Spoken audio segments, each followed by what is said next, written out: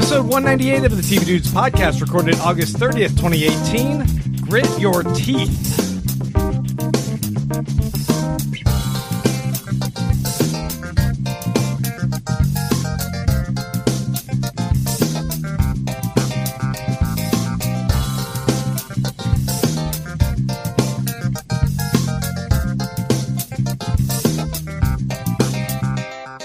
Grit your teeth. Is that an 80s song that I don't know? Yeah. Is it AC/DC? It's Depeche Kiss? Mode. It's Depeche Mode. Yeah, okay. All right, good. Know your Depeche Mode. So, guys, there was a runner we were doing for a while where every title was like an 80s or 90s song. And it just went away a couple weeks ago, and I'm still kind of sad about it. Yeah, you seem, Yeah. you're I'm a little gritting your upset. teeth there about I am it. gritting my teeth. Let it go. That we didn't call this The Warrior. I find that a joke can kind of run itself into the ground if you do it too long. But sometimes it becomes funny again. It's true. And sometimes it becomes a Saturday Night Live sketch and goes forever. We're also at episode 198. We're really close to episode 200, and we weren't going to do it for 200, so I figured kill it before we get to there. I see. That makes sense. Yeah, I'm thinking of the long game. Yeah. Oh. Yeah, 200th episode is coming up. Yeah. We got special stuff planned. We will have special guests for that. Yep. But this week, we're stuck with Ashley and Joe. No, that's special this week. Ashley's back. Yeah, I've missed you guys so much. Yeah, Ashley was a big hotshot, flying into space or something. I don't know what you were doing. Yeah, that's true. Yeah, I got a job as an astronaut. Yeah. Which is weird. It is weird. It's a summer gig as an astronaut. Yeah. They almost exclusively Space camp, right? Yeah, well, they almost exclusively look for American heroes. But in my case, they made an exception. They're like, how about that idiot? You know what, though? In those hot Texas months, it's good to get up into space. It's a lot cooler up there. It's a good time to get away. Joe, have you been an astronaut? No. But I went inner space. Oh, okay, So I got shrunken down and shot into Martin Short's colon. Martin Short, yeah. And that was amazing. It's quite a ride. It is quite a ride. We've all been in his colon. Yeah. Yeah. I wasn't shrunk down, though. No, I mean, It was a wild night. Joe Parsons is joining us. Joe is he's been a frequent guest on our show. You hail from Master Pancake and Stag Comedy. I do. And welcome. We were going to have you on last week because I know you wanted to talk some shit about Disenchanted. Oh, man. We did read your letter, Civil War style, out to the people. You did? Oh, yeah. My dearest Martha. Oh, yeah. But we'll give you guys a chance to chime in on your thoughts about that in a little bit this week. We're also going to be talking about The Innocents over on Netflix. Sharp Objects just concluded on HBO. And as usual, we're going to check in on Better Call Saul. Before we do all that, some quick plugs. I want to say that if you guys like what you're hearing, go to patreon.com/tvdudes. Make a per episode pledge. Give us $1 a week, $1 an episode. That's pretty good. What else could you get for $4, Randy? You could get a McDonald's Happy Meal. And it comes with a toy. Yeah, this that's actually a better deal. It is a better deal, you son of a bitch. But here's the thing. Pick something shitty Here's you the can thing. get for $4. TV Dudes does not make you fat. I can't guarantee that either. Okay, that's true. TV Dudes does not employ clowns. Well, I'm going to have to excuse myself. Shit, okay. He just climbs back in his rainy car. Just insulted our guest. I'll see myself out. Great. That's weird. He got a car with like 16 other guys. They're off to explore some colons. Anyway, how much McDonald's can you possibly eat? Yeah. I mean, is this a challenge? That did not go well for Morgan, what's his name? Spurlock. Morgan Spurlock. Did not go well for him. What are you, Morgan Spurlock? That thing sure was exaggerated, wasn't it? Oh, yeah, for sure. Oh, my God, that guy. So don't do a Morgan Spurlock. Nobody likes that guy. Spend $1 a week on Patreon and TV Dudes instead. Yeah. Patreon.com/TVDudes. That one was an interesting one. We are proud members of the Electric Sweater Network. Electric Sweater! No backup. I'm sorry. Les isn't here, and I got no backup. I don't think Ashley knows that everyone's supposed to chime in and sing it. Yeah, I don't know the new... Yeah, we changed the name of the network. Oh, interesting. So the studio is Permanent Record. Oh, okay. And the network is Electric Sweater. And the show is TV Dudes. And the show is TV Dudes. Oh, okay. So we got like a little phylogenetic tree going. At Indeed. This point. Yes. Okay, so you guys got a little grandiose while I was in Houston. Okay. I'm good with it. Folks, I think it's time for some TV news. Randy, what do we got? All right. So this is interesting. Tarantino's working on a movie called Once Upon a Time in Hollywood, which is set in 1969 and is about Manson, Charles Manson. Actually, it's about his next-door neighbor, struggling TV actor Rick Dalton, played by Leonardo DiCaprio, his stunt double Cliff Booth, played by Brad Pitt, and he is cast as Manson, Damon Harriman from Justified. Dewey Crow! I love Dewey Crow. And the reason that we're interested in this for TV is that apparently he has also been cast to play Manson in season 2 of David Fincher's Mindhunter. You know, Whoa. when you have that look, that Manson look, sometimes it doesn't work for you. Yeah. Other times you get cast in multiple things at the same time. I feel like this is not the first time Damon Harriman's heard, you look a little bit like Manson. He also plays just trashy white trash Yes, he does. characters. Yep. Hooray for being an ugly dude, I guess. I like this because I actually liked in Jackie Brown and Out of Sight, where they had Michael Keaton playing the same character from the Yeah. Elmore Leonard stuff. I love that kind of stuff. So this is kind of neat to me. Well, but they're not a shared universe, right? I mean, Manson Or are exists, they? Manson exists in both of them, so... Well, right, but he's a real person. No. He's as real as Captain America, Well, but different. but is White so? trash here. I mean, and actually real. there's other people being cast as real people in Once Upon a Time in America, right? Sure, yeah. Do you know any off the top of your head? No. I have a cast list here, but I don't have... This is from Screen Rant, and their journalistic integrity is not what you call the best. Sharon Tate's probably a character. Yeah, Yes. Sharon Tate's a character. Squeaky yeah. Frome. Yeah. She's So wait, Margot Robbie's playing Sharon Tate. That actually is here. I just wasn't paying attention. Once Upon a Time in America, didn't someone already make that movie? This is Once Upon a Time in Hollywood. Oh, sorry. Okay. Hollywood. Sorry, I messed that up. Once Upon a Time in America is a movie. Once Upon a Time in Mexico is a movie. Once Upon a Time is a movie. No, it's a TV show.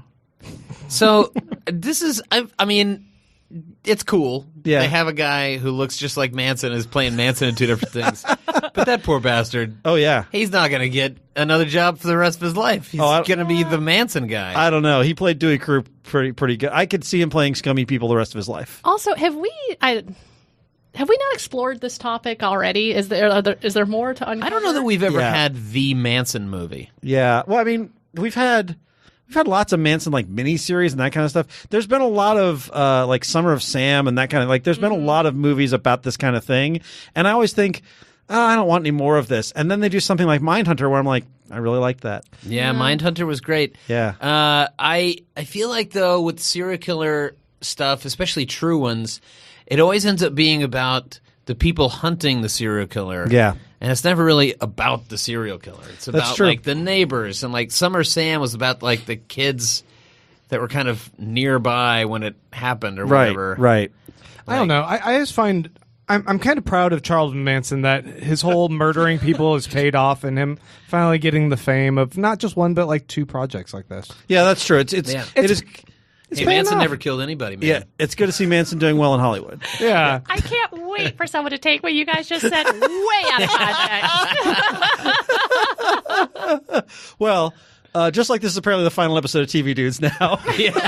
We never made it to 200. So close. Worth it. Mr. Robot Season 4 has been announced as officially the final seasons of that show.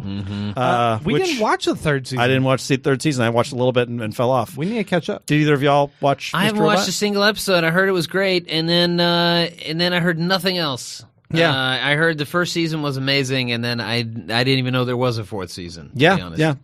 Ashley, you watch Mr. Robot? Oh, no, sames. Although Leslie Jones was in an SNL skit that I think was based on Mr. Robot. That I Yes. liked. Oh, okay. Also, I've heard that I look vaguely like Christian Slater.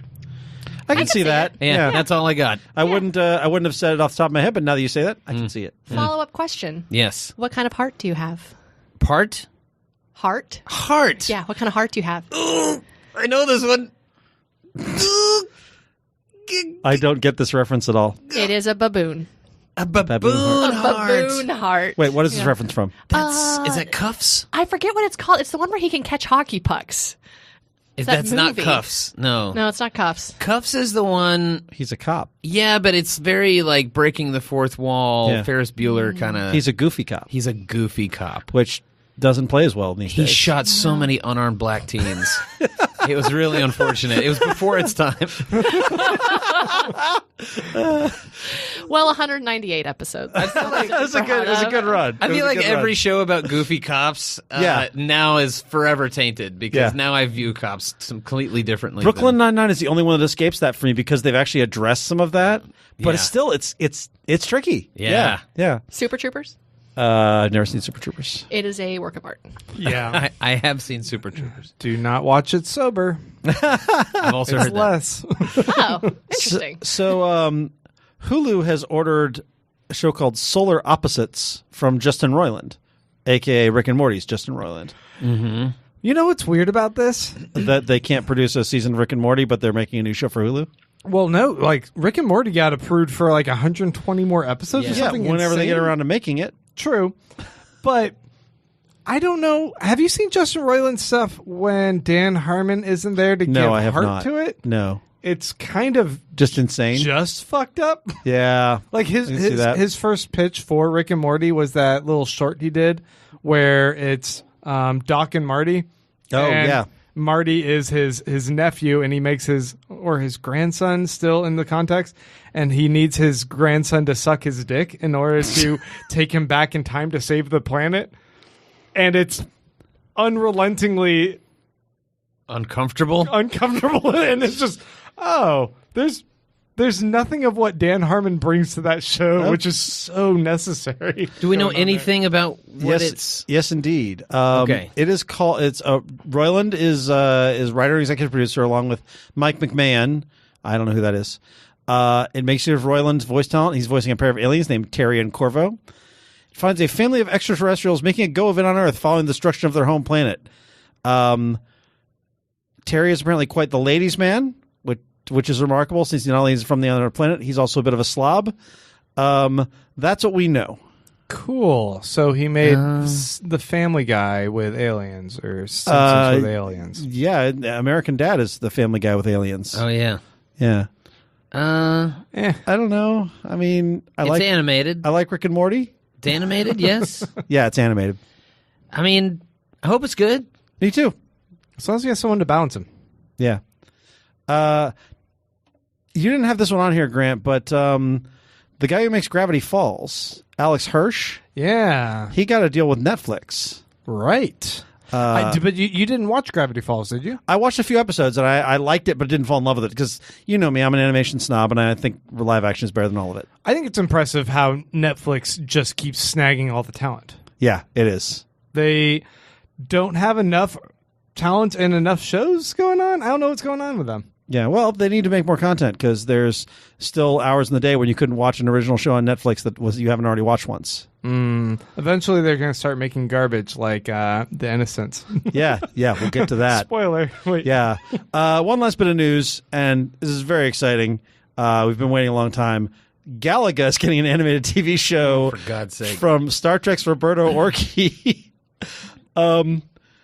I don't know if you guys remember Galaga. I do. I do. It's I'm much actually so. pretty good at it. It's one of my favorite arcade games. It's a great game. Would you say there's a deep story to Galaga? No. Pretty much my hands had pizza on them and I played the game. Yeah. End of story. And I feel like we covered that Yeah, story. there we go. Done. 2-liter bottle of Shasta. Yeah. $10 in quarters. A Rush mixtape. The Galaga story. Yeah. Counterpoint, Uh-huh. Lego movie.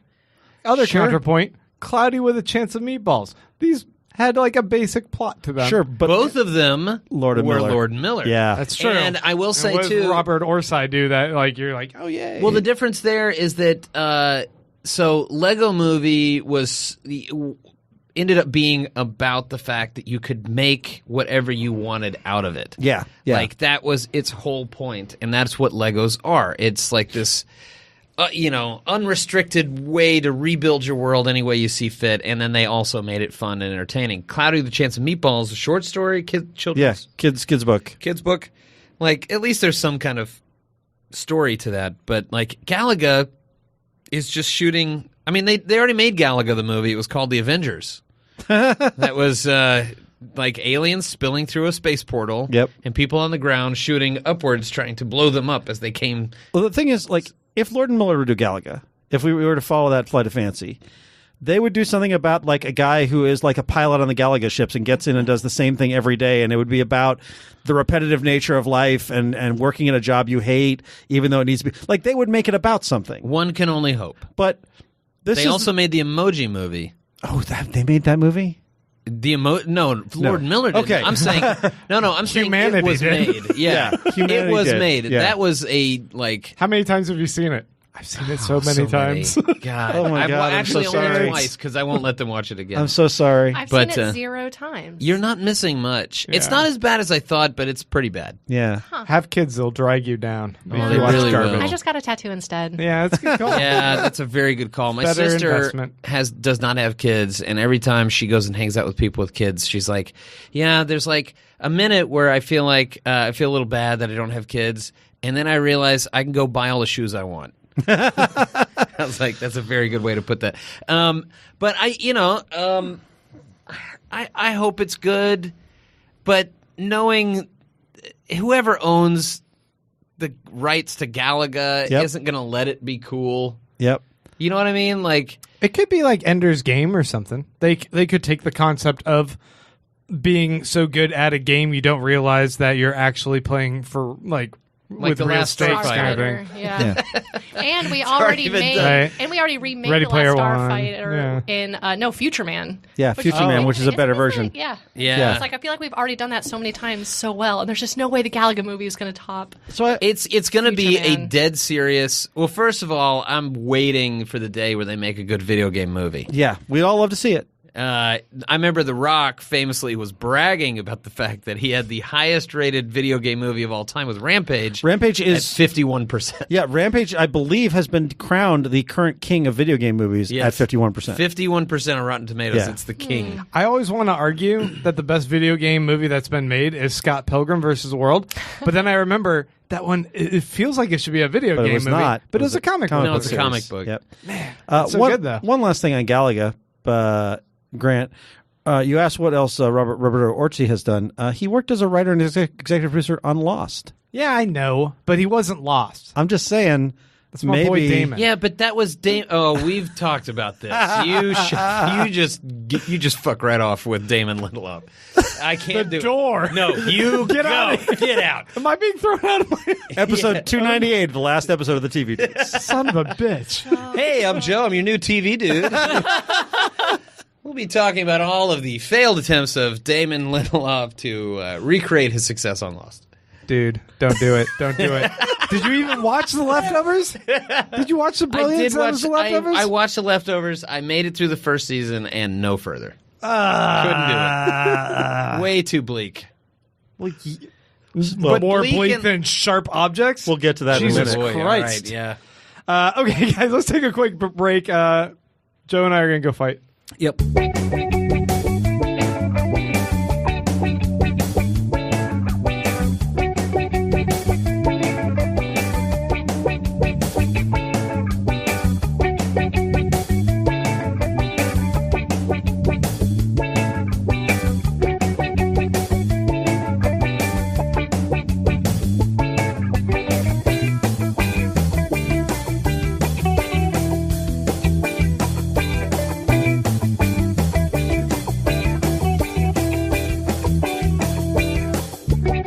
So, have you guys checked out this show on Netflix called Disenchantment? Yeah, Grant, we talked about it last week a whole bunch. Disenchantment, you say? Joe, Ashley, I believe both of you guys have watched this show. I've been True. warming up and doing squats out in the hall, You getting got- ready to talk about You guys can't see this, but Joe just did the cocking the guns thing that Henry Cavill did in Mission Impossible. I was doing vocal warm-ups out in the hall. It did not look as sexy, though. It was weird, yeah. It looked pretty good. It looked pretty good. Thank you. You're Thank you so welcome. much. You're welcome. Yeah. So Disenchantment, guys, I wanted the show to be good. I really did. And counterpoint, Ashley?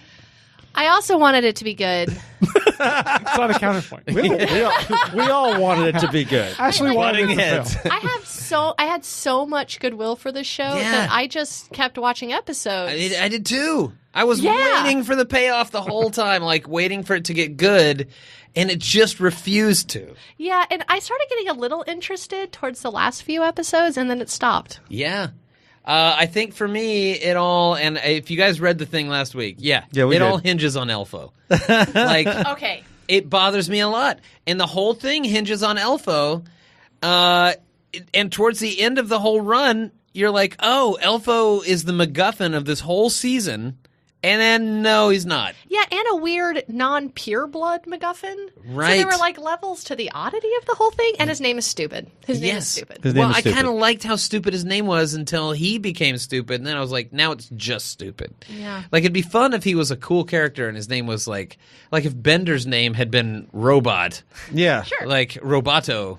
Yeah. Or something like that, although that's even cooler. It especially didn't make sense because all of the other elves had something that like related to Well, they made a their joke personality, about it. right? They made Yeah. a joke about that. They made a joke about how everybody has a thing except your name is just Elfo. Yeah. But I still kind of get back to the point, the fact that they set it up by saying, Bean is sitting there saying, I just want to go someplace where people are always happy. And then they smash cut to Elfo saying, I want to go someplace where people are miserable. And it's just such a misstep. Like, shouldn't that put them at odds? Shouldn't they conflict with each other? No, because ideologically. Elfo's manic depressive, so he's going to be all over the place. He might feel something a certain way But at it one never time. comes up. They never disagree about anything. Yeah. And then, they never have these philosophical disagreements about absolutely anything. They don't disagree on how they should handle any given situation as they go on adventures. It's not like, well, we should let him live. And it's like, no, we should kill him. No, never. No, that never happens. All it is that Elfo is an incel who just wants to fuck Bean, and it's really uncomfortable the It's whole really time. the only source of argument between the two, Yeah. which is creepy. It's very creepy. There was one moment, and now I can't think of which episode it was in, but Lucy, the little demon guy, Yes. who was more interesting. And yet, one note. Also, yeah, he's Also a one note. he's a lower end bender. Yeah. There was one moment where I was like, okay, maybe this is going to start to get some of the layers that we saw in like Futurama. You know how like Futurama will like smash cut to like the commercials for like the Hypnotoad and stuff, and it's really Right. fun. So when Lucy tells one of the other characters to look into my eyes, and then it's like, and it's Yes. like people falling into oblivion. I was like, okay, cool. They're going to find their stride. They're going to start finding some cool animated stuff. The story's going to pick up. Yeah, no, There's just nothing. a few little bright points. Nothing. The weird prince, he's fun. Yeah, that guy The was demon fun. guy's fun. Towards the end, the captain of the guard guy.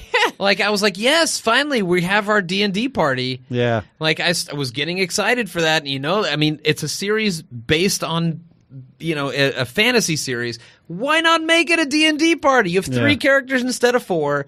You could have easily added somebody who fit one of those archetypes, and you would have had, like, good chemistry. Futurama had 6 characters. This place has 3.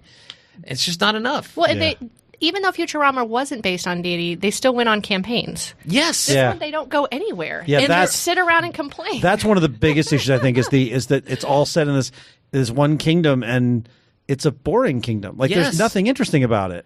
Yeah, they have to go other places to find interesting people. Yeah. And I can't get over how there's such a lack of adventure in this adventure series. Yeah.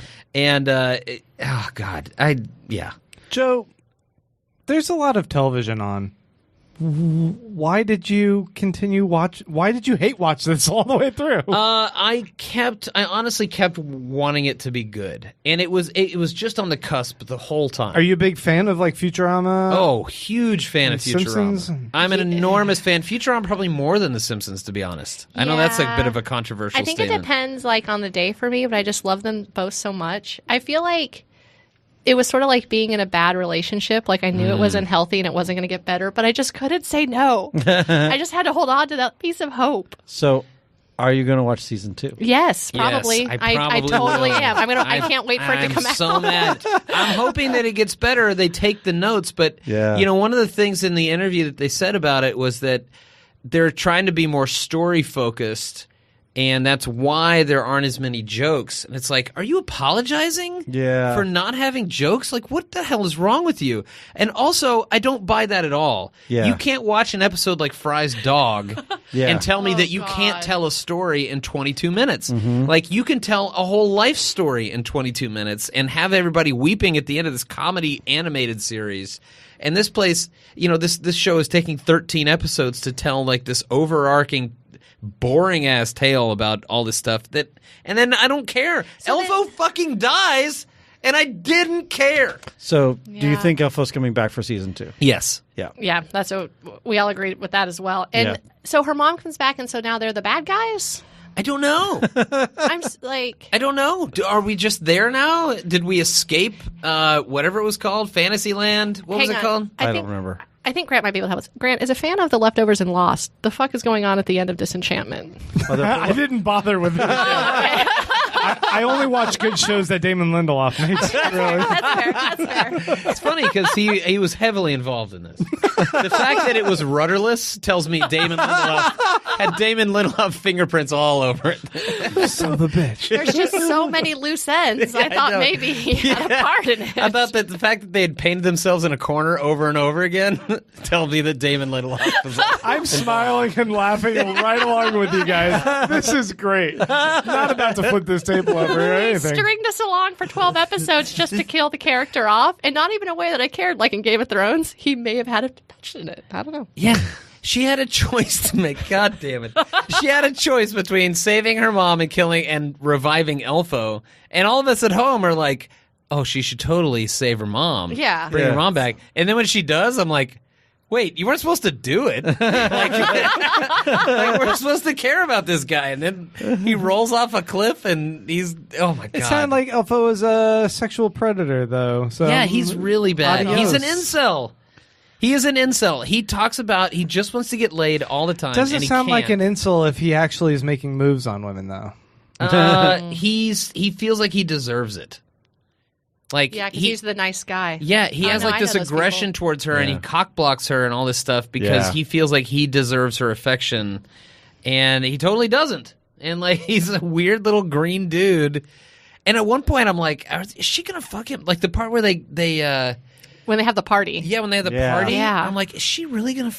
Are they going to do this? And it's like, that's how you can tell there's not one woman in the writer's room. Like, that it was so close. Like, if it had happened, I'd be like, yeah, that's it. There's no women on that staff.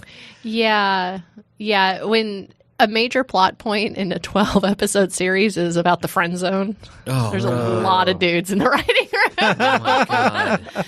And I'm also really bothered, and this is a deeper issue, that all of the reviews and the articles that came out after it was released were like, ooh, is Disenchantment in the same universe as Futurama? Are they dropping these Easter eggs? Is it this? Is it when he says a one-eyed woman from a faraway land, is he talking about Leah? It's like, who gives a shit? They're probably just, like, it doesn't matter. Like, they dropped one Futurama Easter egg. Can we leave it at that? Like, can it just be that? Ugh. No, because it was terrible. They want to find something to redeem it. Maybe at least it's a Futurama tie-in. Yeah, I mean, you and I... That drags down Futurama. That drags down Futurama, yeah, exactly. You and I have talked about this, how much I just absolutely can't stand those little listicles that will pop up from time to time that say, did you... here's 10 hidden gems in the Avengers that you missed. Oh, yeah. Like, I totally hate those. And when they do it with Lost and all that, yeah. I'm so opposite of Grant's looking at 3 of those right now. They're going to blather on about Disenchantment. I got to get through this another listicle here. I got to go read about polar bears. I mean, it's like, yes, I noticed all of these. I was paying attention when I was watching it. Yeah. Like, I paid attention very much. I didn't miss anything. I was watching the movie when I watched it. Did you notice that Tony Stark's dad is also named Stark? Yeah. Wow, blows my mind. Yeah, did you notice that the title Lost is a subtle nod to the fact that they are lost on a desert island? The listicles are always like that. It's like yes, I have comprehension of the English language. Yeah, I do. I was there when they did that. Yes. So, I'm watching Disenchantment. It's not Disenchanted. Disenchantment. Disenchantment. Because that helps it roll off the tongue. Yes. So I'm watching Disenchantment as someone who grew up. I remember being in second grade and having like a Maggie Simpson folder. I loved The Simpsons my whole life. I love Futurama. I play D&D. I know almost exclusively nerds. I go to the Renfest. Yes. If I didn't like, who is this show for? Right. If not me. Yeah. Right. Right. That's my If that point show about the isn't D&D for- party. Who is it for? Why don't we have a warrior, a thief, a cleric, and a mage? Yeah, sure. Yeah, mage, right? So there's nobody that can do magic in the show about magic, where there is magic and wizards and that kind of thing. Yeah. There's nobody. I mean, I guess Bean's kind of a fighter, but not really. Yeah. And then, like, you have a demon. It doesn't really fit into any of those things. And then you have fucking Elfo, doesn't do shit either. And, like, you're right. Who is this for? I don't know who it's for. The one thing I will say about Elfo is he kind of fits in because I feel like he's my friend who we were finally doing something cool, wants to call our parents to come pick us up. Yeah. He's like, I don't know if we should be here, guys. Yes. Like, I have no idea who this is for. I don't know. Because it's not for kids because No, there's it's definitely drinking not. Yeah. and... It's somehow not for nerds, even though not for Futurama nerds. was 100% for nerds. Oh, yeah. Yeah. Futurama was so much for nerds, they had their own alphabet. They invented their own language and alphabet that if you did the due diligence and, like, did your homework, you could read the alien writing and everything. Like, Disenchantment has none of this. They, like, over-explain how magic works. Well, and it has magic, so it's not for everyone else because it's about D&D on the surface, I suppose. It should be about D&D. Did So you guys no one watch else is gonna Harmon watch it. Quest? No. Oh man, Yeah. Harmon Quest was this but good. That's what Disenchantment should have And been. it's all improv, so it was just like really like riffed, and then they threw animation over top of these guys doing a live performance, and it was better than whatever this thing is. I actually thought this was going to be I thought this show was going to be Harmon Quest by way of Futurama. Yeah. Deeper references, all that kind of stuff, more structured, and instead it was what this was. Apparently they need a dungeon master in the writer's room. Yes, yeah. How does the first season of Futurama have a beholder and this show does not? You got me. You got me good, Joe. All right, guys, let's jump over to The Innocents, a show that I think all of us collectively watched about 14 minutes of. Yes, I think I'm not altogether. actually sure.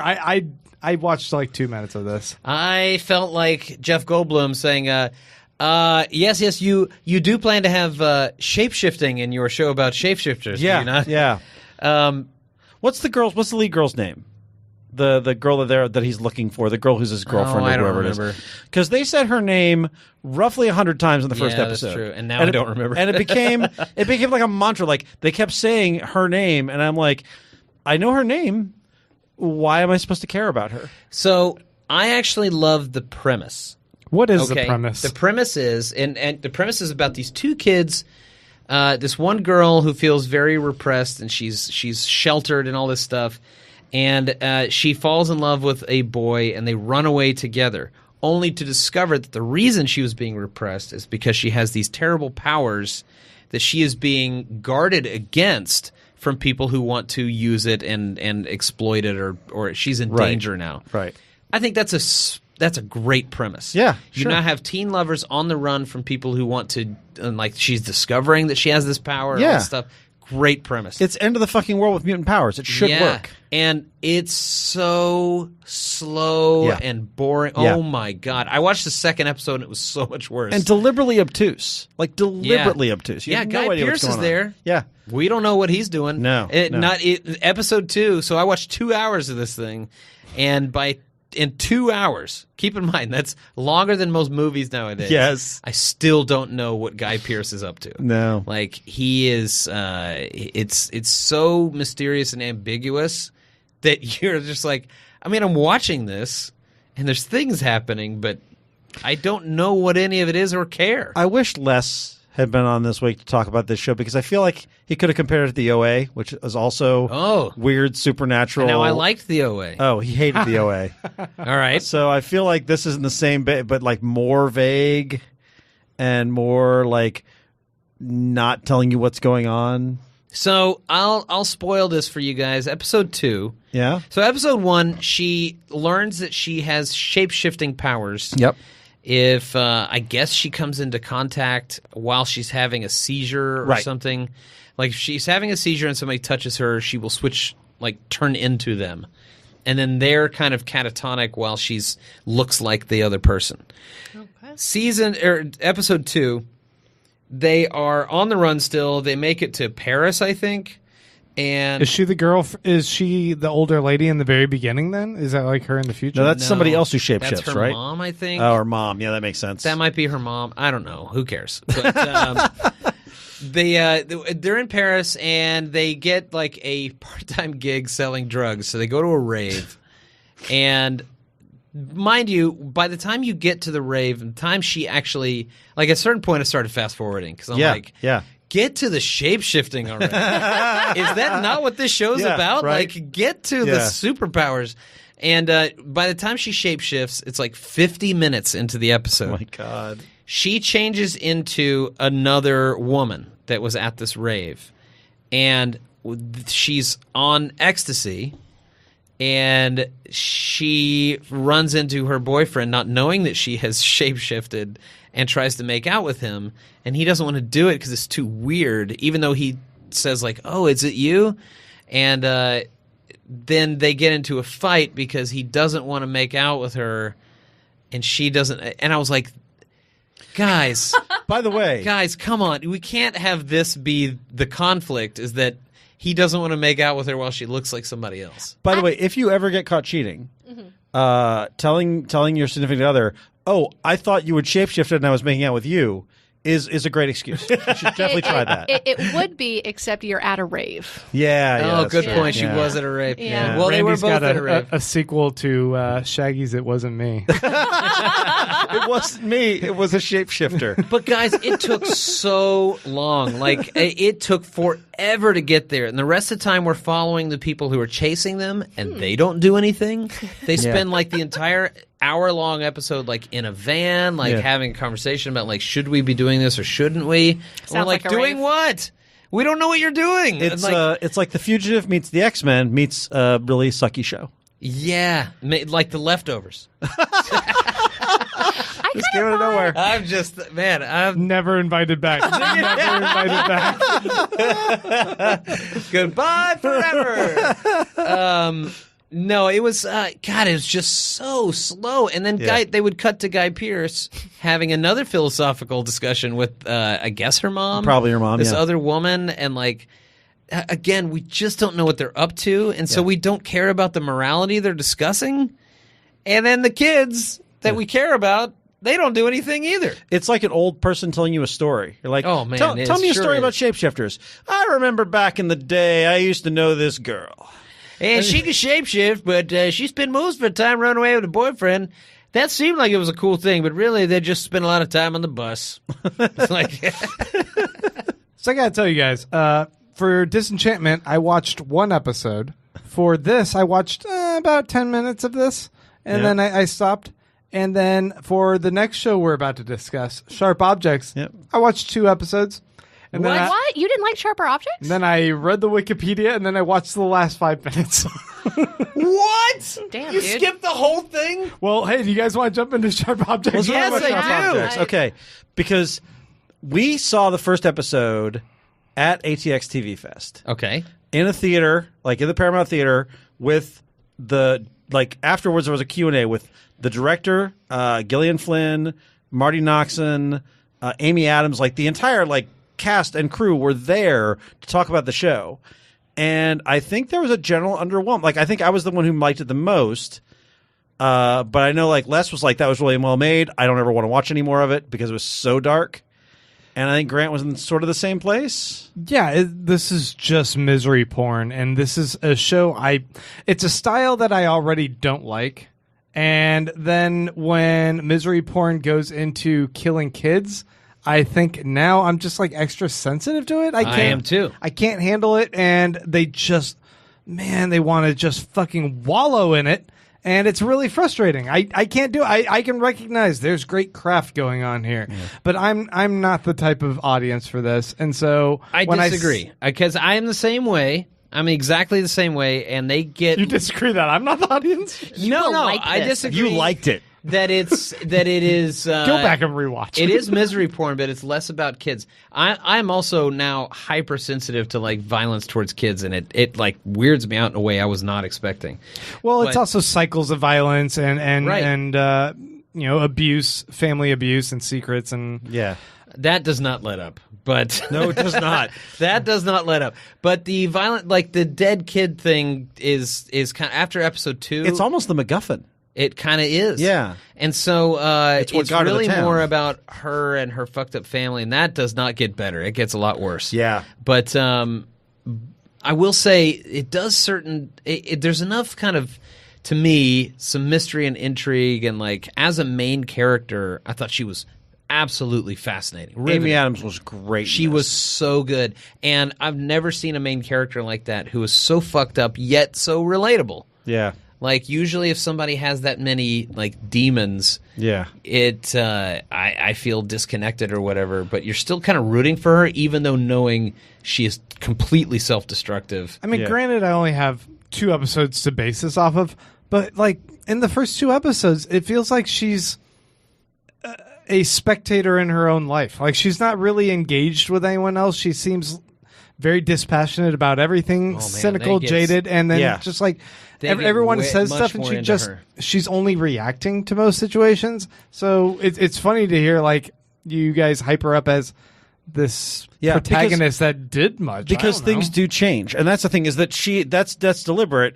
I think the big mystery of this is She takes on like the what- investigation and becomes like much more proactive about it. Yeah, Yes. but also that the reason she's so dispassionate, the reason she's so disconnected, is because that was her defense mechanism, Right. from all the trauma that she went through, and that's the reason her editor sent her here. Was like, he says in like episode 5 or 6, he's like, she could be a great writer, but she needs to get past all of this. I Right. said that in episode 1 and in episode 2. But there was So, he I don't he know. says it to his wife later on, and I think that, and he starts questioning like whether or not this was the right thing to do. Right, because he's forcing her to confront her past and her Yeah. demons, and like he feels like that's the way to make her better, and like it's probably not the right thing. Yeah. But I will say that it does a couple of things that if you skipped episodes, you missed a lot, and people may have. I hate to sound like a listicle. Bring it on! I love Here are 10 great Easter eggs you missed in Sharp Object. I don't know if you noticed this, but every now and then in some of the shots, they would change the words written on walls. Oh, I didn't notice that. Did you ever notice this? No. I highly encourage you to go back and look for that, because it What does that mean? Why are there words on it, walls? like spooked me. It was so spooky. It was so effective. So there's one part where she's like watching her sister roller skate down the street. Yeah. And there's a train car in the background. And on the side of the train car is written like the word slut.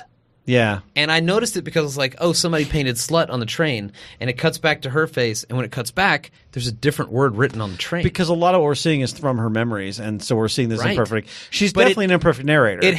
But it also doesn't happen when she's like dreaming or narrating or anything. Like there's a time when she is towards the end.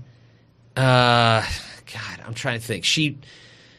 Towards the end, she pulls over in the town square, and the side of the building says one word, and it's like whatever. It's like damaged. Yeah. And then it cuts back to that shot, and then it says something else. And then it just entirely. has a picture of Jared Leto's the Joker on there. Well, it's really effective if Yeah. you catch it, because it's so subtle. It's in the distance and it's blurry, and like it is not in the center of the frame. It's just kind of back there, and it just serves like that happens a lot in that show. And after I noticed it the first time, they do it with other things too. They change the color of certain things. Is this supposed to kind of play into her Memento style, like cutting and like scarring herself and writing words into everything else, like her car? Yeah. and all Yeah, that? it is. And so if you notice the words that are written on her, I'm pretty sure all of the episode titles are words that she has written on her. That makes sense. Yeah, 'cause she has Cherry and Vanished and Right, a other lot of things. that stuff. In the last episode, I don't want to spoil the last episode,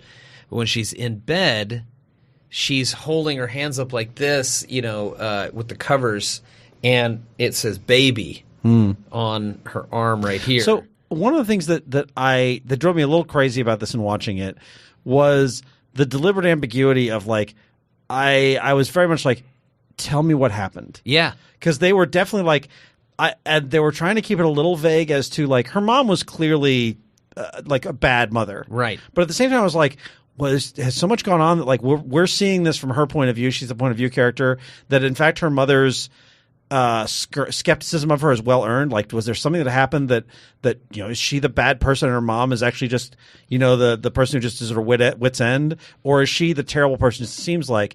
And I felt like we had to wait a long time to get the reveal because they wanted that big gut punch at the end. Yeah, they did. And unfortunately, I think that makes the rest of the show a little weaker because I think had they layered it on a little more, I would have felt like I was learning more about the character. Instead, I felt like I was being teased with information every episode. And so I'm glad I binged it because I think it's been a very frustrating weekly watch for me. I agree. It's a classic Damon Lindelof, where they just drip, drip, drip on the plot elements while they give you all character backstory. I guess I liked that. I'm never going to stop. What show did you watch? Sorry, Ashley, what were you saying? There's a good 2.5 minutes of plot at the beginning and 2.5 minutes of plot at the end, and the rest of it is just character filler. That's the Damon Lindelof promise. But This is not true, dear listener. Joe lies. Yeah. Ashley, what were your thoughts? Did you binge this or did you? I did. Okay. Yeah, I loved it. Yeah. I think I watched all of it except for the last episode, which wasn't out yet when I sat down to watch it in maybe 2 days. Okay. And what you were talking about kind of bothering you a little bit, that like I didn't know what was going on, I kind of liked. Okay. Because I thought it played well with this idea of projecting an image of perfection. So there were two things I really liked about the show. I love a period piece in general. Okay. And so I think this would kind of fall in that category in a way, because not because a period like a year or something, but the way that it had that like look to it, that like Southern Gothic like look to it. Yeah, I can see Small that. town aesthetic, yeah. Yeah. That it was all about kind of appearances, and so that it took a while to pull those Threads. pull those threads, pull those layers off to figure out what was actually going on. Yeah, I thought was a nice compliment to this image of perfection that at least that class level in the city was trying to project. I can see that. But I makes watched sense. them all Yeah. together. There was no break between. Yeah, I do so- think it works better as a binge. Yeah. yeah, and I do think it's more about her than it is about the caper. Yeah. Right? Yeah. Like it's not about It's not a murder whodunit. mystery. It's Yeah. not It a is murder not a mystery. whodunit. I mean, they kind of give you that. They satisfy that at Yeah, the they end. sure. It's not the killing. They do tell you who did it, and it's satisfying. Yes, but at the same time, it is not about that. It is about Yeah. her journey Yeah. in that whole thing. And the middle episodes, I honestly think, are some of the stronger ones. So- like, Yeah. But based Very good. on where it ends and the reveal of the multiple, I guess, abusers and murderers and this kind of Right, thing, do you feel like it addresses the justice of it all or anything? 'Cause Well, No, I'm it's not definitely sure not there is that. Yeah. justice. Yeah, no. I think that's the problem, right? That's how I think you get locked in these cycles, especially in a small town like that. Is Yeah. that there really isn't any. Yeah, I think the point is that the damage gets done, and there's nothing to be done about it. right. And I thought, and that's the thing. That is one of my issues that comes with it too. Is Gillian Flynn and Marty Noxon are both dark people. Like Marty Noxon is the one who turned Buffy into this dark mood fest that I hated, and Gillian Flynn, while I love her books are all super dark. And so there's definitely an element of this. I watched this at the end, and I was like, oh, I'm going to go read the news and cheer myself up. Like it was fucked up. Yeah, it's really fucked up. And I love dark, but man, it might have been a little too how dark about this? for me. You missed this one. The episode with the roommate Yeah. was horrible. Oh, yeah. Great. It Yeah. was Well produced, but devastating. yeah. It was devastating. And I don't know that I've seen TV like that Well, where it's been that effective. You know what I mean? the final episode of the series is just an excruciating wait to see if the awful things are going to happen. Like, Yep. I was wondering, and part of this is because I'm conditioned. We're all conditioned to a story where the protagonist acts in a way in which they go in and they do the heroic thing.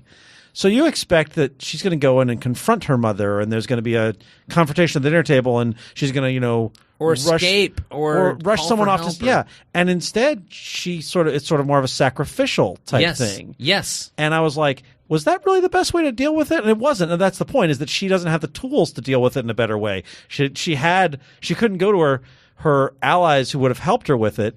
She tries to deal with it with the tools she has, and almost really screws everything up for everyone. Yeah, she basically fails. Yeah. She gets a Deus Ex Machina at the end. Yeah. But and there was a part of me that had trouble. I'm like, why did you do that? Why? I was waiting for the plan. I was waiting for the Ocean's 11 reveal that this had all been part of the plan. I'm like, all right, it's not that kind of show. Right. Yeah. Also, though, who would she have Oceaned 11'd with in that town? Yeah, no one. That's the thing. Well, maybe Elizabeth Perkins. Like, she already burned her bridge with the detective dude. Too, well, right? but he's, yes. He's got He's a kind of a dick, though. But it's also like, it's not like he wouldn't answer the phone Yeah. if he was True. like, I'm being murdered. Like, whatever. That's true. Yeah. He would definitely do that. So, Yeah. I was. But she did try to send her sister. Can we spoil? Do we spoil on this show? Let's What's talk the deal? spoilers on the final episode. Because she does send someone to get him in particular. Yeah, hey guys, if you want to watch this uplifting tale, jump ahead until we're going to talk about Better Call in about 5 minutes. So, which everyone but Grant would recommend you do. spoilers. I recommend most people, if they are cool with this, It's dark. just not for It's me. dark. I Yeah. can't handle It's it. very dark. But I was going to say, I was just really pleased to see that the sheriff did the right thing. Yeah, I was not I expecting totally was that. not expecting I that. thought he was in with the whole... I thought he knew. I thought he basically knew what was going on. I also thought I mean, it was, he shot the black maid like accidentally in the process. No, that's just in the Wikipedia. Oh, And in real life. Wait, are you serious? No. Jesus Christ! Come on. Wait, what did you watch? He did the right thing. I was convinced it was the stepdad until the end of the second to last episode, and then it kind of hit me. I was like, "Oh my god! I bet you it's her sister." Yeah. Because, the mom does all this fucked up stuff, and they talked about this is somebody who wants to be seen and wants to be noticed and all Yeah. this stuff. I'm like, oh, it's totally the stepdad. He's creepy. Yeah. And then they made him too creepy, and I was like, yeah, it's too obvious. And then I went, oh my god, I bet you it's the sister, because she has this lifetime of trauma. Yeah. And this need to act out, and she's the only person that knew all of the victims. Yeah, I had not put it together at all. Like I wasn't really even watching for the whodunit at that point because it didn't it wasn't what the show was about. So I didn't see that last reveal coming about at all. But I was thinking it was the dad because they did such a job of showing him on the outskirts. Yep. And every time we saw him, there was this thing of him, this veneer of, oh, I'm a decent man trying to do the right thing, and yet he's so uninvolved. And then when we saw the episode where he was fully aware of what was going on with the Munchausen syndrome, Yep. and that he had basically just blocked himself out with music. He just blocks himself out he's of it. just like, oh, come on, don't. And that Oh, was right. and that was fine. bad enough. But then when the detective comes to the door and he says, "Oh, she's not here," Mm-hmm. I'm like, "Oh, well, now you're actually you're fully complicit. You Right. have actively acted to cause this now." And I was like, but I still at that point I was like, no, he doesn't feel like the killer. It feels like he's part of something else. Yeah, I agree. why were the girls able to yank teeth? They made such a big plot point out of that About in the the strength? second one. It's fucking hard to yank teeth out of someone's head. Because there were 3 of them. Yeah, that was the other thing I did not. You think see all coming. three of the girls? It was all three of the girls. Yeah, Six yeah. hands on one plot Yeah. But pair. it was kind of fuzzy. I didn't quite get that. But that Yeah, makes they sense. did. I had to go Yeah. back and look at it because I'm like, what's with the lab coats? And it's because one of them happened at the pig farm. Right. One girl my size couldn't strangle me probably. Yeah. But 3 girls my size. Three girls, and they did. Or, they, or 20 ducks. Or 20 ducks. 20 yeah. ducks. Yeah. Or 2 girls in 1 cup. you probably could pull teeth if you had to, but it Yeah. also spoke to the nail polish, and it Yeah. spoke to the all those things ended up working out. But I'll tell you who I thought it was on episode 1 or 2. Yeah. Was the dad of the first murdered girl. The one that was a prime suspect? Nope. Oh. That was the second murdered girl. Oh. First murdered girl, her dad was revealed to be actor D.B. Sweeney. Right. From The Cutting Edge Yeah. and Fire in the Sky. He was cast in that role, and I was like, oh, well, it's him. Yeah, It's clearly the him, Law and because you Order don't role. cast Yeah. a D.B. Sweeney and not have him have a significant role. And nope. He was in 1 episode of Sharp Objects. Cast of D.B. Sweeney is actually my favorite musical. It's very sweet.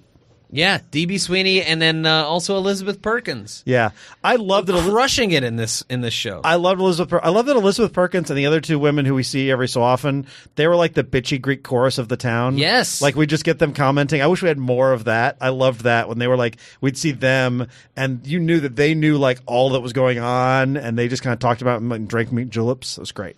Yeah, that's a pretty accurate small town thing. Where Yeah. like everybody. Like almost everybody Yeah. pretends to be best friends, and they fucking hate each other. Yeah. They know everybody's dirty laundry. They talk about it with each other, and they would swear up and down that they never did it. Yeah. So, going back a minute to how she decided to go about trying to deal with this Munchausen syndrome thing by taking the stuff herself. Yeah. I think we're being a little dismissive of her approach. Yeah. Personally, Okay. I don't think it's the best way, and I think that she's a broken individual. However, Yes. we see several examples of people who tried to do it by the book. The nurse tried to alert lots of people that we were trying to get records, all of them that it wasn't working out. She got sent to the methadone lab. Right. The other woman who doesn't hang out with the Greek choir, Yeah. she petitioned repeatedly for an autopsy. They were all denied. And then the Right. paperwork around that was buried. We know that the sheriff, who does the right thing in the end, Right. but leading up to it, he's in the pocket of the mom. Yeah, that's We've true. seen multiple Yeah. examples of that and might be romantically involved with her. Yeah. Right, well, it totally And we is. know that she said, go get the detective. She sent her sister to do it, and they Yeah. had been on good terms, and she didn't, I don't think that her sister was a murderer at the time. Yeah. No, she didn't. So I'm know. not saying it's a perfect plan, Yeah. but I can see if she both wanted to get her mom caught for the way she was treating Emma, her Right. sister now, and the one who was murdered, she might have gone about it a decent way. That's I true. figured it was just a Hail Mary to save her sister, knowing that her sister was about to be killed. That's what I thought too. She was like, she can't take any more of this, so I will do it. Mm-hmm. Also, psychologically, it might be a matter of her not knowing how to deal with fucked up situations, and like it shows on her body that one of her outlets is to inflict herself. pain on Yeah. herself. Absolutely. Yeah, it makes No, perfect sense. I So she'll just take the totally. pain on herself. I agree with you guys, In and a I think it physical plays manner. like thematically with everything. Yeah. I just think that it Yeah. given other options, I don't think we should Yeah. Right, no, suggest that I it's just- not. I feel like a psychologically healthy person would have gone in, grabbed her sister, and left, Agreed. and yeah. and then fought it out in the courts. Oh, Right. exactly. Yeah. Like, Eddie Yeah. Murphy's just like, oh, this is a nice house. Get out. Too bad we can't stay. Too bad we can't stay. Yeah, For sure. And so, yeah. Anytime there's ghosts, Yeah. that would have been the best move. The other thing, But since we're dealing with white people, the other thing that I was kind of surprised. I was expecting, given all the flashbacks to her and the basically gang rape that she underwent, I was expecting a reveal that Emma was her daughter. Oh, I was wow. kind of looking for that throughout. And I was like, well, does the math work? And it kind of did. And I was kind of looking for that reveal that Emma was her daughter, that she'd had to give her up to her mom, who she knew was, who had basically gotten her sister killed, and that basically that was part of her trauma as well. Is it outright confirmed that's not the case? They never confirm it. They never, and I feel like they would Now have that she said has that. a baby tattoo on her sleeve too. Well, it's not a tattoo, but Or, I don't whatever, think I they mean. never talked about the fact Yeah. that she's ever like given birth. They or any of never that kind of thing. They never gave any indication. I think it'll be an listicle in 6 months that someone will be like, here's a thing you never noticed. What if that was her baby? But yeah, I don't think that's the case, but I was looking for it. I'm not saying it's good or bad they didn't do it, but I was definitely looking for it throughout, because I was that past thing. I was like, there were just a few moments where I'm like, wait a minute, is this actually like a thing where this is her daughter and she knows and her mom knows, but Emma doesn't know? And that's why the relationship is so weird. Because her mom comes at her like, you left her and she's a sister and she needs her sister. And that's true, but it's even more true if it's like she's her mom and she abandoned her here in this town. Wow. There was definitely some stuff where I thought, oh, was she a teen mom and a child of rape and that kind of thing? Because that would have been just as dark and fit right in with the vibe of the whole thing. Is that what happened to her in that shed? Yeah, for sure. yeah. But that's football where it players. happened, because it looked like it was just. It seemed like it was in the outside woods. it. Yeah, but I think they were warming up outside and then it was in the shed. Oh boy. Yeah. Okay. Yeah. There was a lot of dudes. There's a lot of dudes. Could have been Yeah. both. Yeah. Yeah. It's. Yeah, and then that guy tries to apologize Oh, later. Oh man. my god. God. Yeah. I feel really bad about it. Hey, I've been thinking about you a lot lately. Yeah. Oh man, that was a brutal scene. Fucking Yeah. elfo of that show. Yeah. Also, the scene. So after the detective walks in on her and that younger dude, and he's like, "Oh, you drunken slut," then leaves, and then everything happens, and then he comes by to collect the blood samples later. He's like, "Sorry about everything." Yeah. And she's like, "Yeah, me too, asshole." Yeah. It's like, that's good. Yeah. It's pretty solid. I actually really like the guy who played the detective. I remember I him thought from he the did a Mindy really good Project. job. Of all Well, that. they played Good husband and job. wife in Julie and Julia. Oh, okay. Was he Julia? He was Julie, and then she was Julia. Yeah. It's a rough guess. Yeah. You had a 50-50 shot. Yeah, that's what I figured. She played Julie Powell, and he was Mark Powell, I think. Actually know them in real life. I don't know who that is. The Powells? Yeah. They went Julia and Julie Powell? no, Julia is Julie Child. Don't know her. Oh. Never met her. Yeah. But in yeah, a sense, we all know Austin her. High people. Oh, yeah. Yeah, That's it's right. you I do know remember what can I that. say? It's one of those high schools. Austin High's like that. It's weird. Guys, you ready to talk about Better Call Saul? I am. Because it's not depressing. Yeah, it is. Not as depressing as Sharp Object. Fourth episode of Better Call Saul, season 3, season 4? Season 4. Season 4. I'm part of me is surprised this show is getting this many seasons. Really? Yeah, I don't know. It's going to go longer than Breaking Bad. I figured this would only have about like 3 seasons. Yeah. I still feel like there's at least another season or 2 in it. Did you guys check this out? The show? Are you up to date? I confess I have not seen a single episode, and it's not for not for lack of interest. I'm dying to watch the show. My wife is the holdout, and she wants to watch it too. She's just every time I bring it up, she's like, "I don't want to start a new thing." Fair. So It is pretty great. yeah, I don't know why she sounds like you. I don't know why either. But Oh, you varmint! You got quite a catch on your hands. She's a very special lady. Well, Randy, I think that we were both discussing off mic that this episode was a little bit slower and a little bit more lackluster than most episodes. yeah, and Better Call Saul is a deliberately slow show anyway. So to say it's a slow episode is saying it's very slow. And the problem isn't that like every scene is good. Like it's still the good actors, good writing. Like I liked all the scenes, but at the same time, it's like nothing new was revealed here. We find out that Jimmy's having trouble with his jobs because of self-sabotage. We find out that Mike can be an asshole when he decides to be honest. We find out that Gus is meticulous and dangerous. We find out that Nacho's having problems with his dad. There was nothing new revealed in this episode. I thought that the scene with Nacho and the big shootout was pretty exciting. Yeah. And we find out the cousins are badasses. We didn't know that before either. we did. Yeah, we knew that. We've known that since Breaking Bad. What's particularly cool about that scene, though, I read a AMA with what's his name, Michael Mando. Is that AMA? Is Nacho. the one? AMA was the one where they fight and they kickbox. Oh, okay, it's an Ask Me Anything on Reddit, and I Oh boy! I saw I was reading about this, and he was talking about how the writers did not give him direction on whether or not Nacho's character has killed anyone prior to that, so he wasn't sure whether. I'm sure they want to leave flexibility, if they want to choose one way or the other later. So he tried to play it where he still kind of reacts like it might have been one of his first kills, Right. and I love the guy's performance, and I find that guy is carrying the show right now. He's great. Especially when we're complaining about like the A and B plots, basically of Mike and Saul or Jimmy. I still like all the performances, but there was nothing new in the material. Right. Yeah. Also, the cult intro seemed really bizarre. That was weird. Yeah. It's a bait and switch for us, the audience, when they introduce that little sequence of Mike as a kid or as a younger guy with his kid, and teaching him like how to make cement, little sidewalks, whatever. Yeah. And then he's like, "Well, you want me to talk?" And then it just started the episode. Yeah. I was like, "What the fuck was that?" Yeah. They usually have a little bit of an arc going on to the intros, and then the reveal that when he actually says that line was him calling out Mark Evan Jacobs. Yeah, Mark Evan Jackson. Jackson. Yeah. Love the actor. I like the actor too. And that's probably the last we're going to see him. Yeah.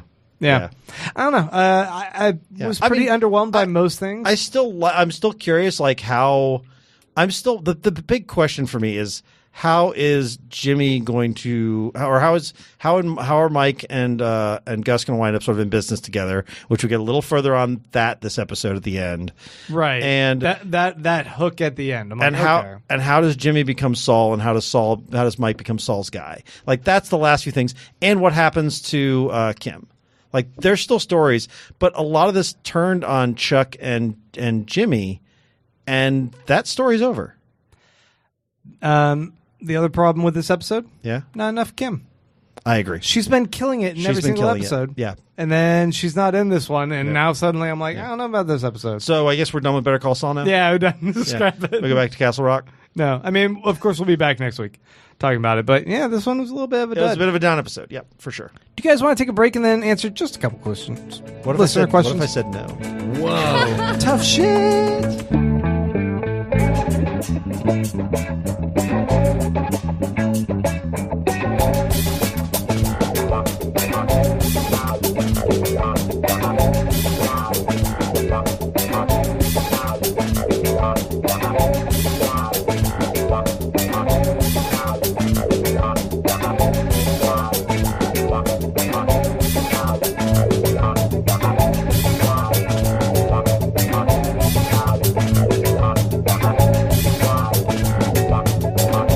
Listener question time. If you guys go to facebook.com/tvdudes once a week, Randy puts up a post. Bizarrely, Randy, you put up this post at 1 a.m. That's not bizarre. That's when I'm awake. Ooh, Trump tweets. Randy, no one's gonna comment when you post them in 1 a.m. It still shows up. What are you talking about? All right, fine. I'll schedule it next time. Do a schedule. Have it posted like 10 in the morning or something. All right. You weird nighthawk. Is that the term? Nighthawk. That sounds way cooler. I know, that does sound. I want to be a nighthawk. Night owl. Took a break from solving crime. Yeah. To post listener questions. Yeah. You're welcome, you ungrateful bastard. Either that, or you're saying he looks like a Salisbury steak. Yeah, I'm a night owl. I'm a dude who's up too late with thick Coke bottle glasses who knows how to get to the center of a Tootsie Pop. I am not a Nighthawk. Nighthawk is way cooler than I can be. Nighthawk did sound really cool. I would like to be Nighthawk from now on. It kind of sounds like you have a car that talks to you. I do. It does talk to me. Tells me to kill. Is there such a thing as a nighthawk? There's a steakhouse. Oh, Well, no, I there's- mean, like, is there a hawk that hunts at night? There's a night herring. Is it a fish that hunts at night? Oh, I'm sorry, night heron. Sorry, I said heron. Oh, different. Heron. No, Yes. there's a How are night we heron. supposed The to Mad know Bomber about what birds? bombs at midnight? None of us are podiatrists. We don't know birds. No, periodontists. What you're thinking of? That's what. I always get those two confused. Jonathan Huffnagel says, Dear TV Dudes, I recently returned from a short visit to my college town and indulged in a few of the fantastic chocolate shops. Ooh, the land of chocolate. That was 15 minutes ago. So amazing and unexpected, the flavors fused together with chocolate produce amazing bite-sized bliss. This got me thinking about what elements of TV show could be personified into flavors mixed into chocolate. Boy, that's a stretch, bro. Jonathan Huffnagel never changed. So he always takes a long walk, but it's a walk I'm willing to take. So what's he actually asking? Oh, keep going. This is another paragraph. Oh my God. Okay. Joe is not familiar with the Jonathan Huffnagel questions. Chapter 2. Perhaps they are just an obvious array of fictional foods you wish you could try for real. Perhaps they may be personified flavors of inedible things that may not taste as horrible as expected. Or maybe things like Archer's sass. Archer himself, with all his drinking habits, or the very TV show of Archer, could be fair game. Holy shit. Next step. Chapter 3. Mix this with chocolate, pour into a decorative shape, chill, and serve to the masses. I still don't know what this question is. I think it's like if you could taste any fictional food from TV, what would it be? Oh, it'd be Hannibal with chocolate. Let me have some human meat with chocolate. I already know what my answer Yeah? is, hands down. Slurm? It's Slurm. Yeah, it's of course it's Slurm. Of course it's Slurm. So the flavor's so addictive. I think y'all have gone too literal. I think what he's asking is, if you could boil down the essence of a show that you love into a flavor, into a chocolate, what show would you want to taste? Oh my God. And I would say, I want to know what Parks and Rec tastes like. Of course It's sweet you do. and varied, and It's going to taste like hay and grass. A lot. No, it's going to taste like a lot of taste sugar. like Bigotry. marshmallows and Yeah. like maple syrup. Yeah, exactly. Sounds delicious. I would say Frasier, but I think we know what that tastes like. Cocaine wine. Yeah. Mixed Well, with we some know chocolate. Sharp Objects is just going to taste like, a crushed up aspirin. Bitter, Super bitter. bitter tears is Yeah, what Sharp bitter Objects tears. tastes I was like. like, this is shards of glass. Yeah. Grant, what do you think Lost tastes like? Manna from heaven, drizzled in chocolate. It's just. Joe, same question. I just feel like there's no flaws to that show. So it would We take also forever. would have accepted fourth grade creative writing. Absolutely. I'm only lukewarm to the show. I'm just on the bandwagon. we didn't tell you this was going to be the roast of David Lindelof episode. He's my boyfriend. I know. And I'm going to have to go back to him after this episode.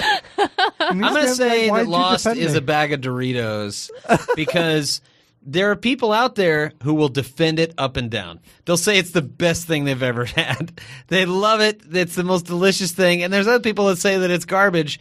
But I will say this. Once you start eating this bag of Doritos, you cannot stop. And before you know it, you're like 8 seasons in, and you're like, oh, wait, are they in purgatory? Or is the dog an angel? Because did the dog die on the thing too? Joe, it was a rhetorical question. You don't have to answer. I would say Lost probably tastes like something that Taco Bell invented. Yes. Where you take a chalupa, which is an object, but then you fuck put is it this? inside of a crispy shell. Yes. And then you put it on top of a pizza, and then you realize that you forgot what you were making. But there's chicken in it. And a polar bear. And if it was mixed with chocolate, I think we can safely say it would be a Damon Linder. It'd be a Damon Linsertort. I liked it. I Oh, didn't boy. love it, but I liked it. That was a struggle. I'm sorry. I limped over the no, finish line. no, I saw where you were going. I liked it. You would That stick it joke on was take good two. enough for Lost. You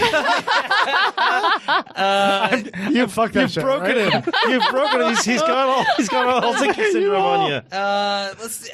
Gosh. Meet the Press is a salad. But not Yeah. a good one. Yeah, no. Rick and Morty is a microwavable burrito. Oh, yes, it is. Yeah, it's like That's a pizza great bites or call. something. Yeah. Pizza bagel. But you're still going to eat it. Yeah, bagel Oh, bites yeah, I still it's have from great. college.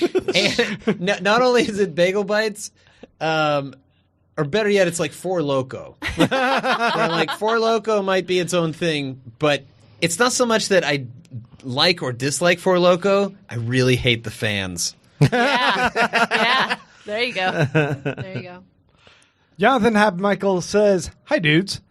Jillian, is it Jillian or Gillian? It's Gillian. I Gillian learned this Flynn at the has Express. focused on unlikable women in her hit works, Gone Girl and Sharp Objects.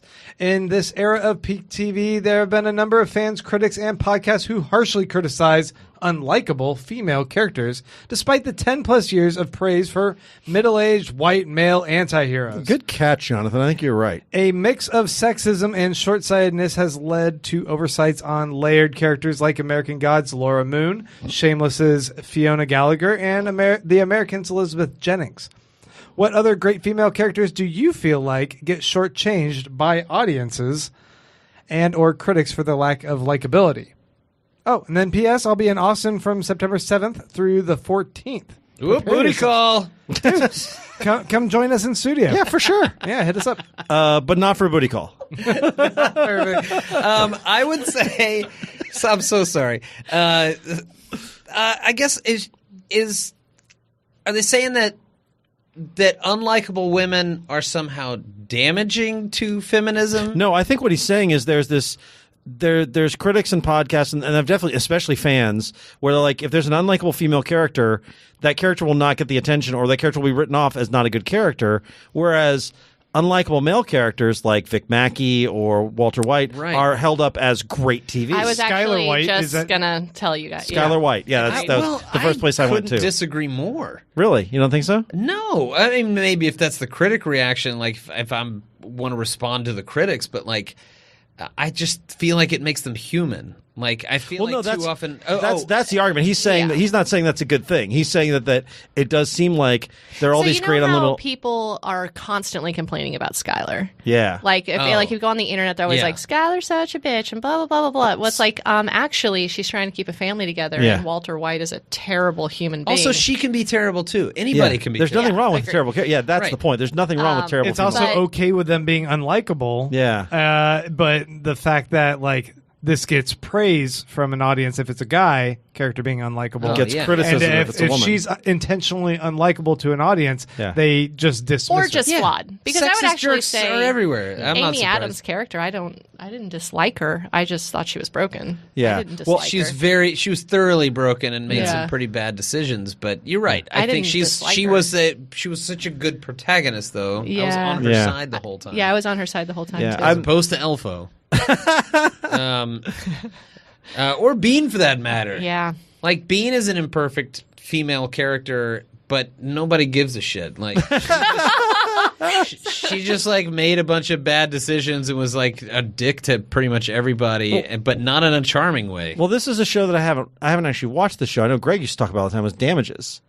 Glenn Close was, like, this very hard-charging attorney, and she was an unlikable, but that character Damages doesn't get talked about in the same breath as something like The Shield that it was alongside. So you feel like she's getting shortchanged. I'm like, I feel there was a lot of praise for that show at the time, but it was still a USA show or whatever. No, so it was FX. Was it? That was FX. Yeah, it was a USA show. I always confuse that one with Mr. Robot. The Closer or something. The Closer, yeah, The Closer. The Closer. Yeah. Damages, and I feel like there was some other show that had a title like it, and I'm like, no, they're the same thing. Yeah, I think to some Suits. Suits.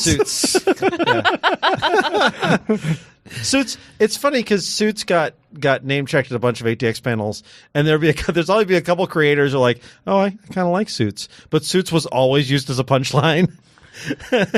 I mean, I'm trying to think of some other ones, but like, I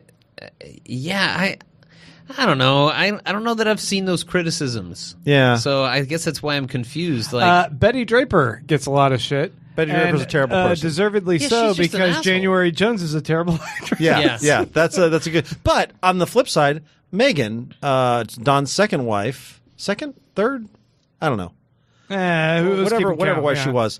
Technically, Betty might have been the second. Yeah, that's what I'm thinking. Technically, I think she was the second Don Draper wife, although not the second. Anyway, Megan got a lot of shit for people being like, "Oh, they thought that she did wrong by Don," and I'm like, "No, I think she was fine. She was fine. He's an asshole." Yeah.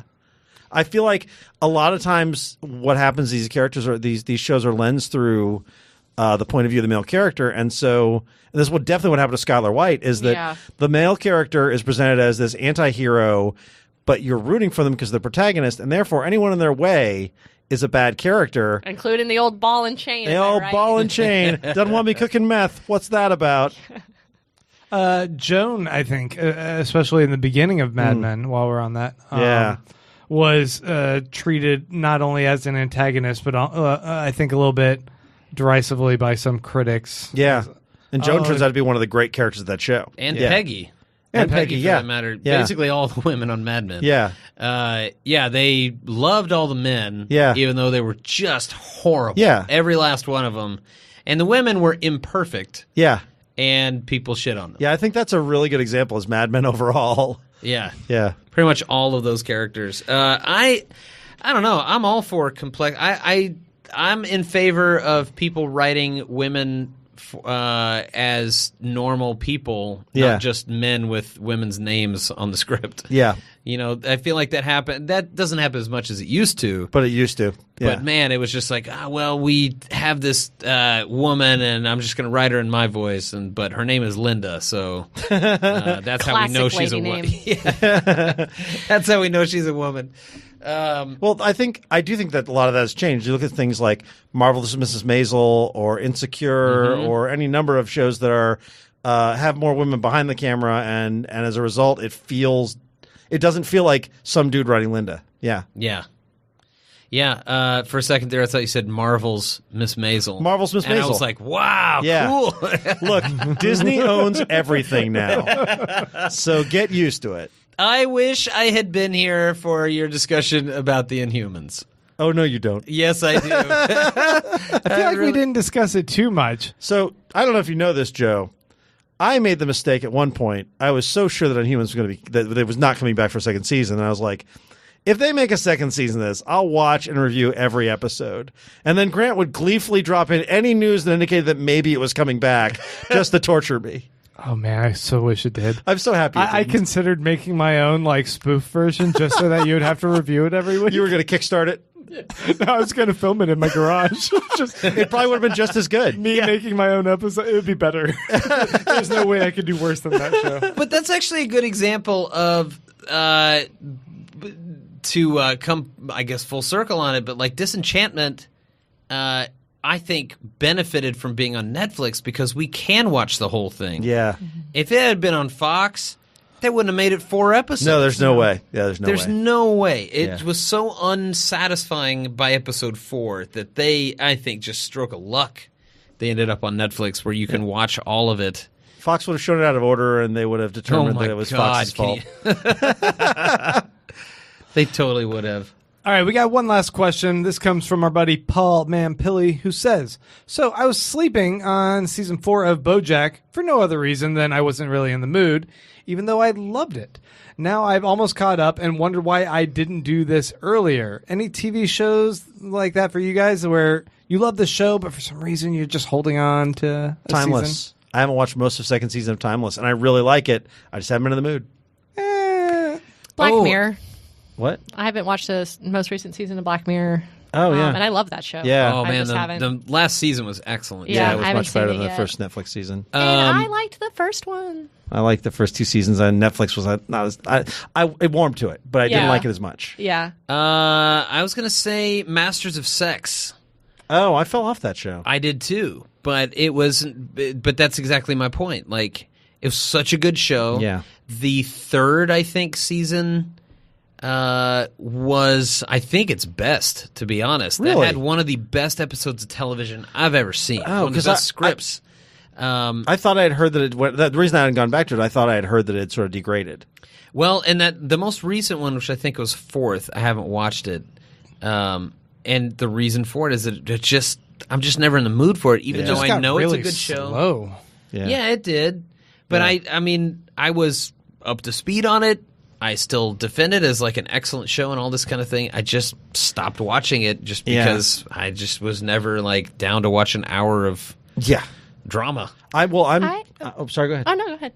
I am 2 full seasons behind on The Americans, which at one time was one of my favorite shows. That was going to be what I was going to say. The Americans and Mr. Robot. Yeah. Yeah, I just and I don't. It's because it's one of those shows that requires your full attention.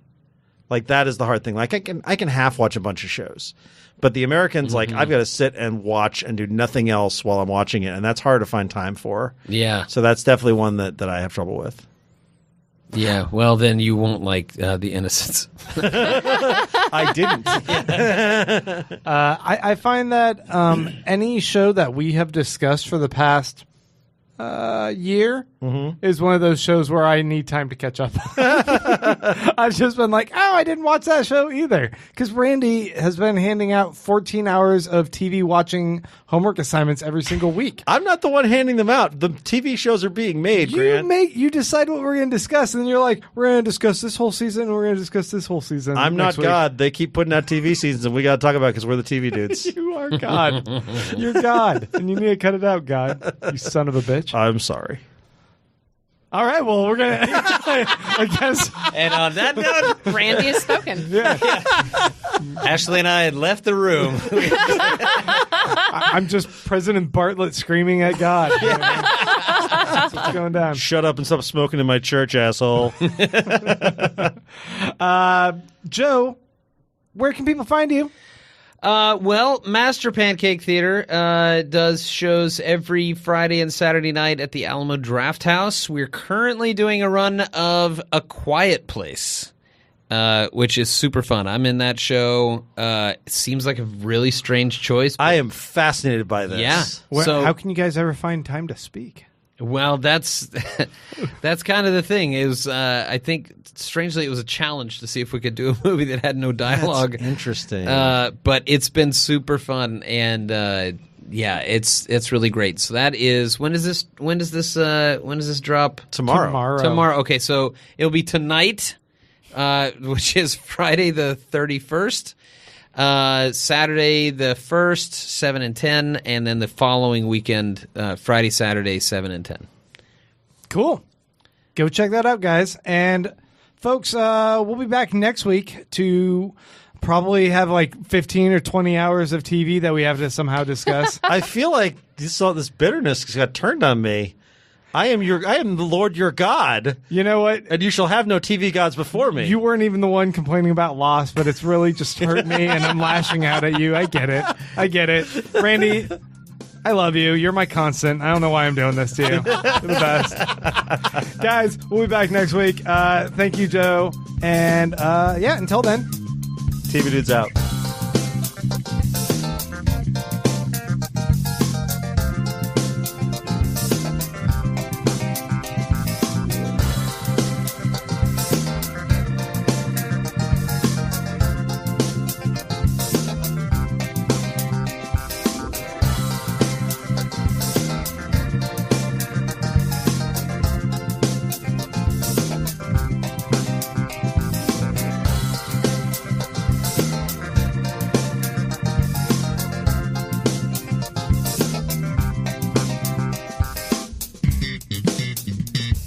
The TV Dudes is an independently run podcast and a member of the Electric Sweater Podcast Network. We are exclusively listener supported. If you'd like to help us out, go to patreon.com/tvdudes. You can like us on Facebook and Twitter @TV Dudes. All the music for our show is by our friend and original TV dude, Gregory J. Amani Smith. To find out more about us, go to thetvdudes.com and electricsweater.com. I'm Grant Davis. Thanks for listening.